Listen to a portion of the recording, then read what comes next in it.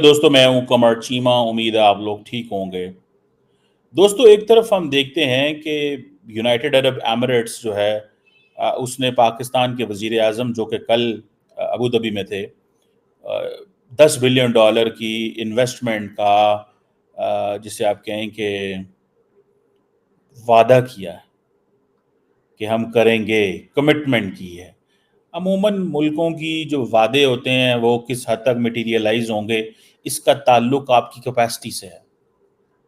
मिसाल के तौर पे इंडिया और यूएई जो बायलैटरल ट्रेड है वो कहा जा रहा है कि 2030 तक तकरीबन $100 बिलियन पे चली जाएगी। फ्री ट्रेड एग्रीमेंट जो है उन्होंने ऑलरेडी मई 2022 से किया हुआ है। सो I2U2, अगर आपको नहीं पता तो बता दूं कि I2U2 एक प्राइवेट एंटरप्राइज पार्टनरशिप है, जो कि ये समझ लें कि इसको पब्लिक प्राइवेट पार्टनरशिप भी आप कह सकते हैं, जो 2023 में साइन की गई थी। और I2U2 प्राइवेट एंटरप्राइज पार्टनरशिप, इसमें तकरीबन अरबों डॉलर की इन्वेस्टमेंट्स के वादे वाइद हो चुके हुए हैं। और इंडिया अब अमेरिका, इजराइल और यूएई के साथ मिलके अरबों डॉलर्स के बातें कर रहा है। और हम अपने दोस्त ममालिक, इस्लामी ममालिक जिन्हें हम कहते हैं, उनसे आज तक वो पेमेंट नहीं ले सके, वो पैसा नहीं ले सके जिनको देने की वो सलाहियत रखते हैं। आई विश कि हम वो इन्वेस्टमेंट उनसे ले सकें, जो इन्वेस्टमेंट हमारे लिए बड़ी अच्छी होती, लेकिन हम नहीं ले सके, हमारी वो कैपेसिटी नहीं है। अब कल हमारे वजीर आज़म साहब गए तो उन्होंने कहा मैं कोई कटोरा लेके यहाँ पे नहीं आया यूए के अंदर, अब हमने ये कटोरा लेके जाना बंद कर दिया है। These were his words. मुझे तो शर्म आती है ये बात करते हुए कि हमारा वजीर आज़म ऐसी बातें क्यों करता है, ये अल्फाज ही क्यों इस्तेमाल किए जाते हैं। बहुत सारे अच्छे अल्फाज हैं जिनका इस्तेमाल किया जा सकता है।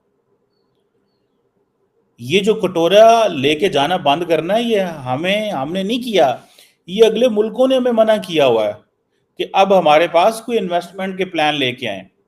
इसीलिए आईटी, रीन्यूएबल एनर्जी, टूरिज्म, ये वो थोड़ा बहुत बातें कर रहे हैं, लेकिन ये तो कुछ भी नहीं है। अब सुना है कि $10 अरब के प्लेजेस जो हैं, $10 अरब की इन्वेस्टमेंट की बात की गई है, जबकि सऊदी अरब जो है वो ऑलरेडी $5 अरब की इन्वेस्टमेंट की बात कर रहा है। सो ये अब हमें देखना है कि हम क्यों ये इन्वेस्टमेंट्स नहीं ले सकते, क्यों इंडिया इन्वेस्टमेंट्स ले सकता है, क्यों इंडिया $100 अरब की ट्रेड की बात जो है वो कर रहा है। और ये तकरीबन जो $100 अरब की उनकी जो बायलैटरल ट्रेड है, ये नॉन ऑयल ट्रेड होनी है। 2030 का उन्होंने टारगेट रखा हुआ है। 2022 के अंदर सॉरी, जो यूएई और जो इंडिया की जो ट्रेड है वो तकरीबन 80-84 अरब डॉलर है। जो यूएई की फॉरेन डायरेक्ट इन्वेस्टमेंट है इंडिया के अंदर, वो पिछले साल $3.3 बिलियन थी। और वो इन्वेस्टमेंट पता है किधर थी? हेल्थ टेक में, क्लीन टेक में, एड टेक में, फिन टेक में। मैं समझता हूँ हमारा वज़ीर आज़म तो ये अल्फाज नहीं अदा कर सकते होंगे, जो मुझे समझ है। अब इंडिया के अंदर क्योंकि आबादी बहुत ज़्यादा है, कंज्यूमर इकोनॉमी है, ट्रांसपोर्टेशन, एयर कार्गो, ये सारे एरियाज हैं जहां पे वो इन्वेस्टमेंट करना चाहते हैं। सो जो चीज़ें हमें लेनी चाहिए यूएई से वो हम नहीं ले पा रहे, जिसकी मैं समझता हूँ हमें ज़रूरत है, जो हमें लेना है।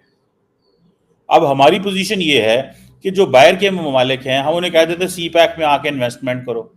सऊदी अरब जो है उसको हमने कहा कि दियामर बादशाह डैम के अंदर इन्वेस्टमेंट करें, क्योंकि तकरीबन $3.5 बिलियन का फाइनेंसिंग गैप था, लेकिन सऊदी अरब ने इस प्रोजेक्ट को सिलेक्ट नहीं किया। उन्होंने क्या किया है, पाकिस्तान फिर चाइना के पास चला गया। अब सुना कि अगले महीने प्राइम मिनिस्टर चाइना जा रहे हैं, और उन्हें कहेंगे कि पायदान ना जड़प्पा। अब हमारे पास तो पैसे है नहीं है, हम करते क्या है कि हम पहले प्लेजेस कर लेते हैं, एक बिजनेस प्लान तैयार कर लेते हैं, जब उसके बीच में पहुंचते हैं तो जिसका जो इन्वेस्टर होता है वो भी परेशान हो जाता है और हमारे पास पैसे कोई नहीं होते, फिर हम दाएं बाएं से इन्वेस्टर पकड़ते हैं और फिर हमारी पॉलिटिकल अनसर्टेनिटी जो कि नेक्स्ट लेवल पे पहुंची हुई है। अब IMF हमें ये कह रहा है कि हम बड़ी जनाब कोशिश कर रहे हैं कि पाकिस्तान को हम दे सकें, जो कर्जा दे सकें, और हम तैयार बैठे हुए हैं कि कब जनाब ये पैसे आएंगे, लेकिन उससे पहले उन्होंने हमारी चीखें एक दफ़ा निकलवा देनी है, और वो चीखें जो हैं वो इन टर्म्स ऑफ आपकी प्योरली एक इन्फ्लेशन की शक्ल में होनी है। और वो किसको नुकसान होगा? आम आदमी को। अमीर लोगों को तो इसका नुकसान नहीं होता। सो पाकिस्तान को ये चीज़ समझना है कि अगर UAE हमारे पास आता तो इट मीन्स कि हमारा जो ईज ऑफ डूइंग बिजनेस या बिजनेस अपॉर्चुनिटीज़ या बिजनेस गैप इतने ज़्यादा होते कि हम समझते यार ये वो बातें कर रहे हैं। अभी ये जो $10 बिलियन की इन्वेस्टमेंट की बात कर रहे हैं, मैंने किसी UAE के ऑफिशियल हैंडल से ये बातें नहीं सुनी, ये मीडिया में पाकिस्तान की हुकूमत ने ये फैलाई हैं कि जी सऊदी अरब $5 अरब की कर रहा है, सऊदी अरब के इतने डेलीगेशन आए हैं और वो $5 अरब की इन्वेस्टमेंट की बात कर रहे हैं। हम पाकिस्तान एक दफ़ा गया है और UAE को उन्होंने कह दिया जी $10 अरब। एंड मुझे थोड़ा सा शक है इस पे कि ऐसे नहीं होगा जैसे ये कह रहे हैं, ये होगा वैसे ही, कोई डिफरेंट स्टोरी होगी। मेरी तो अपनी ज़ाती राय के अंदर ये वो स्टोरी नहीं है जो बातें की जा रही हैं। सो हमें इस चीज़ को देखना है कि ये अगर हम कहते हैं क्लीन एनर्जी में इन्वेस्ट करो, अगर हम कहते हैं रीन्यूएबल एनर्जी में इन्वेस्टमेंट करो, तो IMF कहता है इसमें इन्वेस्टमेंट ना कीजिएगा, क्योंकि आपके ऑलरेडी जो पावर प्लांट्स हैं जिनसे आप बिजली बनाते हैं वो इतनी महंगी बिजली बना रहे हैं कि अगर वो बिजली इस्तेमाल नहीं होगी तो हुकूमत खसारे में जाएगी। पाकिस्तान दुनिया का वाहिद मुल्क है जहाँ पे क्लीन एनर्जी को डिस्करेज किया जा रहा है, बिकॉज हमने ऑलरेडी जो कंपनीज जो के तेल से बिजली बनाती थी या कोयले से बिजली बनाती थी उनसे इतने लॉन्ग टर्म महंगे मुआहदे कर लिए हुए हैं कि आज अगर हम क्लीन एनर्जी की तरफ शिफ्ट हों तो हुकूमत को अरबों डॉलर का नुकसान होता है। सो हुकूमत अवाम को मुड़ने नहीं देती उधर। मतलब अब बताएं हम क्या कर सकते हैं इस पे। ये बहरहाल ऐसी बात तो है, लेकिन निकलना तो पड़ेगा इस सिचुएशन से। अब ये भी बातें की जा रही हैं, ये इसको अंडर एस्टिमेट नहीं किया जाना चाहिए। ये भी बातें की जा रही हैं कि पाकिस्तान के अंदर जो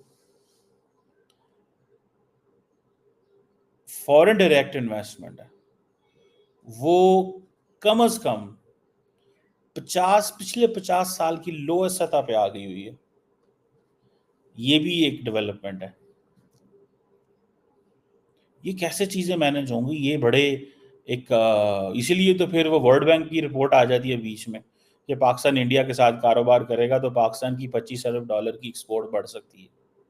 ये तो मुझे उम्मीद है कि ये वीडियो आपको पसंद आया होगा। वीडियो पसंद है तो प्लीज़ हमारे YouTube चैनल को जरूर सब्सक्राइब कीजिए। इसी प्रकार का भविष्य में वीडियो देखने के लिए चैनल को सब्सक्राइब कीजिए। हमारे इस YouTube चैनल पे आपको इससे भी ज़्यादा इंटरेस्टिंग वीडियो भविष्य में देखने को मिलता रहेगा। तो प्लीज़ हमारे YouTube चैनल सोच टाइम्स को सब्सक्राइब कीजिए, वीडियो को लाइक कीजिए, इस वीडियो को अपने दोस्तों के साथ जरूर शेयर कीजिए। नमस्कार, फिर मिलेंगे अगले